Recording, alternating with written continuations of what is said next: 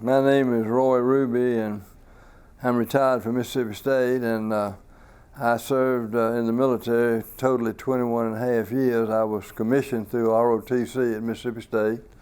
I was commissioned in armor, so I went on active duty to Fort Knox, Kentucky, and at that time, officers commissioned in the combat branches served 6 months, and then you come back and had an 8-year obligation. But while I was on active duty, we had the Berlin crisis of 1961, and all reserve officers on active duty for 6 months were extended a year beyond that. So I served 18 months active duty, and all of my service was at Fort Knox. When I finished armor school, I was assigned to the training center there, and I was an instructor in the training center for the rest of my time. When I came off of active duty, of course, I was in a reserve group of some kind for a little while, because I was traveling for Prentice Hall Publishing Company. But then I went to work for Mississippi State and moved to Starkville, so I had to get in the unit. And I joined a local National Guard unit here, which at that time was C Company, 2nd Battalion, 155th Infantry, armor and infantry being interchangeable through captain. I was by then, I guess, a first lieutenant. And so I served as a platoon leader in that infantry company. Frank Childs here in Starkville was another young platoon leader. So we've been friends through that for many years, both being young platoon leaders in the same company.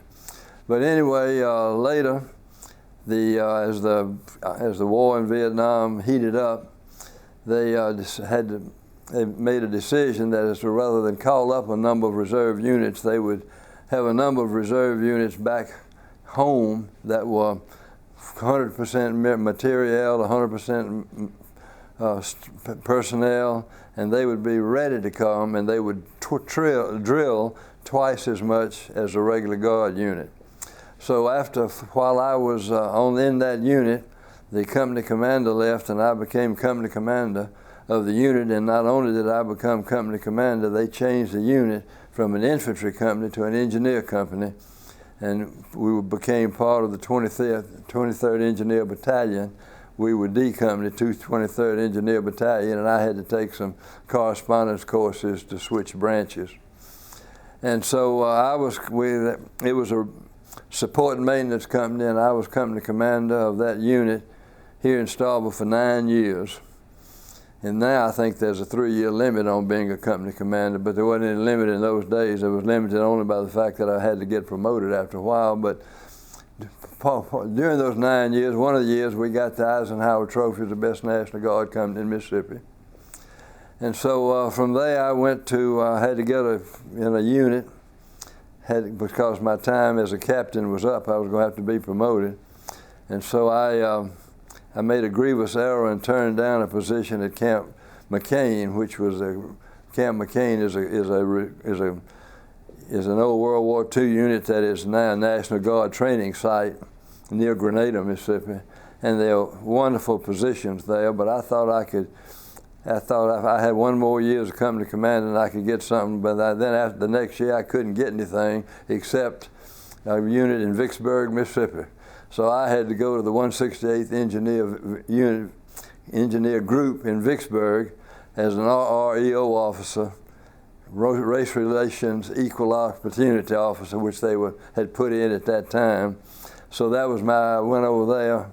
A member of our church, Ed Curtis, was the chaplain in that unit. He and I rode together from Starkville to Vicksburg once a month. Oh, by the way, I need to go back. With that National Guard company, was designated as SRF, Select Reserve Forces, and we drilled 2 weekends a month rather than 1 weekend a month, and we had 100% materiel and all, so we supposedly were ready to go if needed.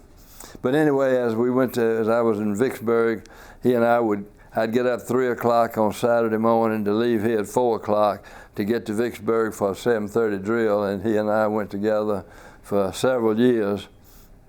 And then I had the opportunity while I was in Vicksburg, I went over there as an REO officer, but I was later the S1 and then the S2, and I believe those were the two positions I held with the 168th Engineer Group.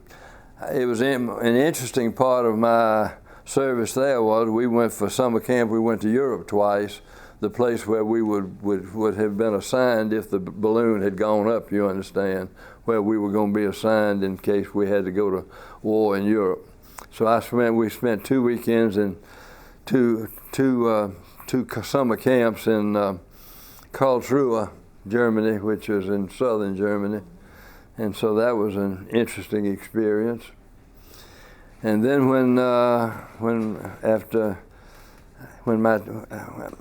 to keep from having to drive to Vicksburg every weekend, I had the opportunity to teach a USAR school here in Starkville, 33rd, 90th USAR school out of Jackson. And so for 3 years, I guess, I taught an advanced class here. We met in the ROTC building on campus, and that was a much easier assignment than driving to Vicksburg for 3 hours and get home Sunday night by dark, you understand. So anyway, I taught that for 3 years, and then my time was up, and I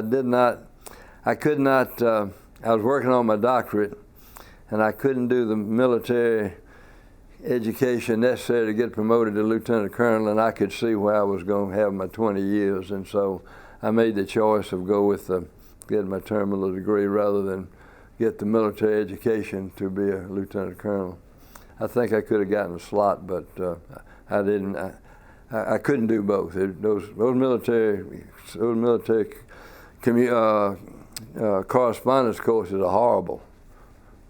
Yes, they are. They're horrible. They're terrible.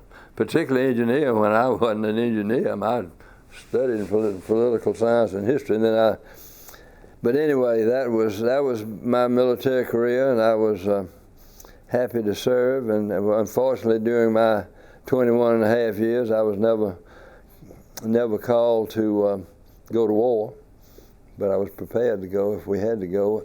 One time when I was coming to command of the engineering company here, the word was out that some of the units were fixing to be called up. And I called a friend of mine, Bob Montgomery, who was chief of staff with Sonny Montgomery.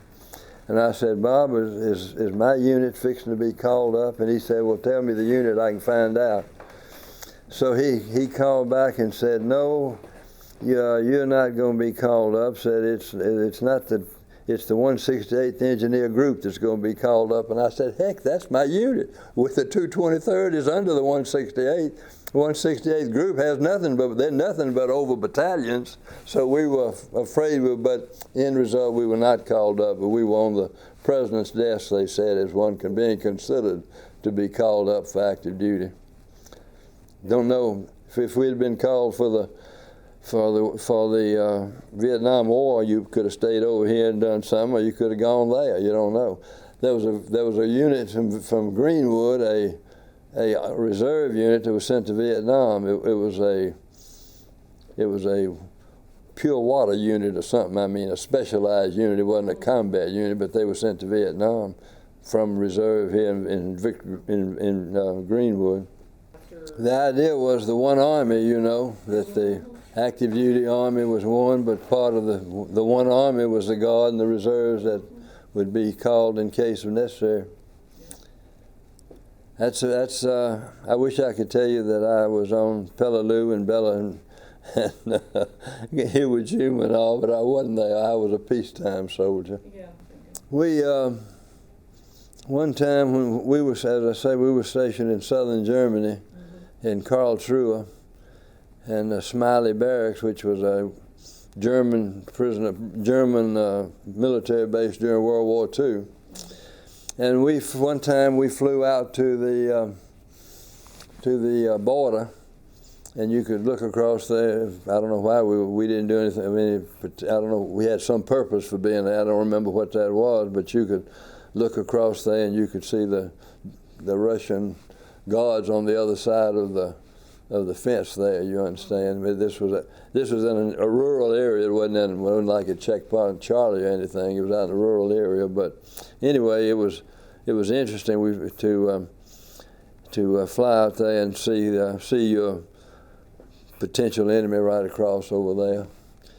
They also mentioned while we were out there that they said there's one of our, as the 168th group was rapid runway repair, was one of the specialists. To when the planes took off and they would come bomb the runways, you'd have to have them repaired before the planes came back. So we were one of our main missions was rapid runway repair. And while we were out in the field, we were having a lecture by some full-time Army man out there in the thing, and he said the number one expert in the country is at the Waterways Experiment Station in Vicksburg, Mississippi, on this rapid runway repair. He's Dr. George Hammett. George Hammett was a classmate of mine in Mississippi State, and so it was interesting to be way out in the German woods and hear that the number one expert in the world in the country on this rapid runway repair was Dr. He had gotten his doctorate in engineering, and he was in the Vicksburg Waterways Experiment Station. That's true. When I went to the Army Reserve, to the Army School right out of college after I graduated, there were about 100 people in the Army basic Army orientation course. 99 of them, when we got our assignments, when we extended a year, 99 of them left Fort Knox and went around the world. I was the only one in that class was assigned there to Fort Knox, and so I was assigned to the training center at Fort Knox. Now, that was a luck of the computer that assigned people. There wasn't anything discriminating against me. I'd like to have gone maybe somewhere else, but I spent my time at the training center there in the Army Training Center at Fort Knox. The extension of a year was inconvenienced me, and so my wife and I were not going to get married, and she was my fiancée at the time, and I was just going to be in 6 months. But after we were in extended a year, we went on and got married while I was at Fort Knox. So we lived the last part of my 6 months or so in my active duty in the married student part of Fort Knox, and that was an interesting thing too. We met some interesting people in our officer neighborhood. You know, that it was an interesting experience. We had a lot of funny things happen to you in the military. I can't think of many of those now, but there are a lot of funny stories about experiences you have with soldiers when you are on active duty and at summer camp and all. A lot of funny things happen. But everybody ought to serve. I wish there was universal military service. I think everybody ought to serve, and if you have some theological opposition, then you could serve in a hospital or something, but I think it would be good for the country. Nobody wants to do it twice, but everybody that's if you ever had military service, you always look back on it sort of fondly. You don't want to do it again, but everybody feels good about, can tell you good things about their experience as a soldier. I don't remember a particular time during my service where there was when I felt my heart strangely warmed or anything like John Wesley, but some interesting things. First time I ever saw a children's service was where the little children come down like they do now, was at Fort Knox in the chapel on Sunday. I went to church every Sunday when I was on active duty, and then of course rooming and riding with a chaplain, rooming with Ed Curtis, who was a minister, you understand, during my time in three years or so in the 168th Engineer Group in Vicksburg. So I heard Ed's sermon every Sunday, and he's, by the way, has passed away. He was since in the last few years. He was a good man, but I'm not sure exactly. So not having been in, there are no There are no in foxholes. There are no atheists. I couldn't think of the word. I'm old. There are no atheists in foxholes, and since I was never in a foxhole, I didn't have a tremendous religious experience in service. I wish I could say I did, but I don't think I did. But I certainly didn't become an atheist while I was on active duty. Just because you weren't in a foxhole doesn't make you an atheist. That's right. That's probably the lesson of the day. Huh. Well, what do you? You can edit this thing, right? You can anything we say, you're gonna edit. What are you gonna do with these? What are you gonna do with this thing? I was trying to think of some significant thing that, besides being, it was pretty significant that we got the Eisenhower Trophy Best National Guard Company in Mississippi one year. You don't ever get it but about once, but we did get that one time, and they called my company Ruby's Raiders, and Rockin' Ruby because I like the rocking chair. I still rock, you understand.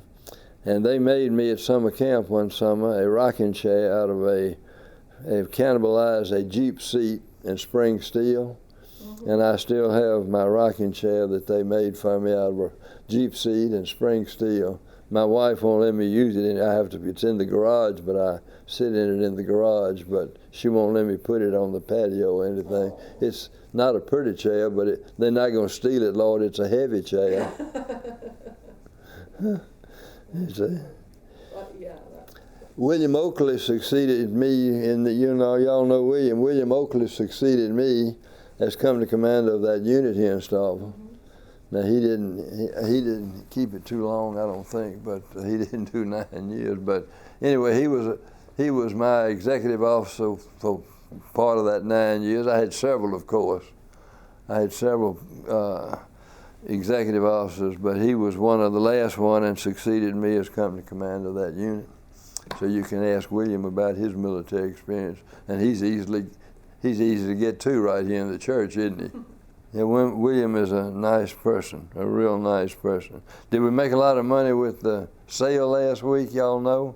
And you helped me clean out my attic. I was very happy about that. I said, the only thing is, if you don't sell it, you're going to take it to the dump.